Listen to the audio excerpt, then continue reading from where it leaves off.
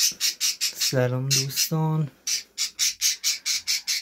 با یه ویدیو دیگه در خدمتتونیم. دوستان 2 تا قفس جدید اضافه کردیم. جوجه های مرغ عشق هم بزرگ شدن، الان خودش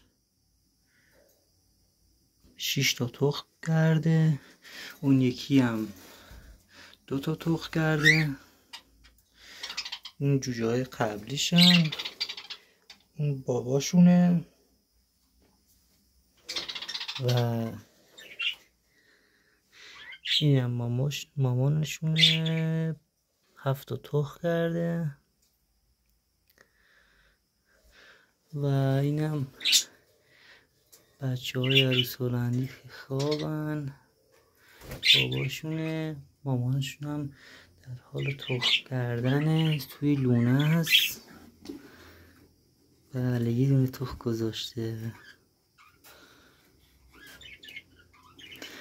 بشین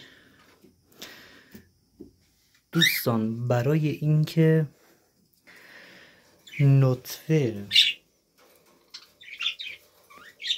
پرنده هاتون ضعیف نباشه، قوی بشه، باید از قطره عدسه توی آبشون استفاده کنید.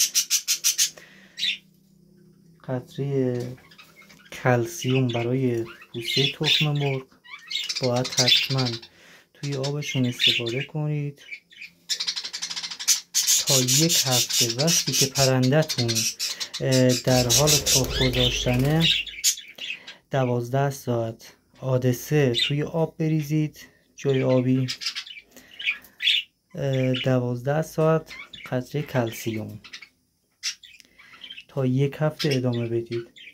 و به جز دونشون از غذای تخم مرغی و جوانه گندم استفاده کنید.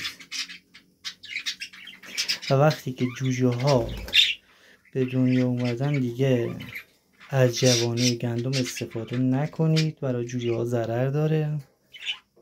تا ویدیو بعدی، خدا نگهدار.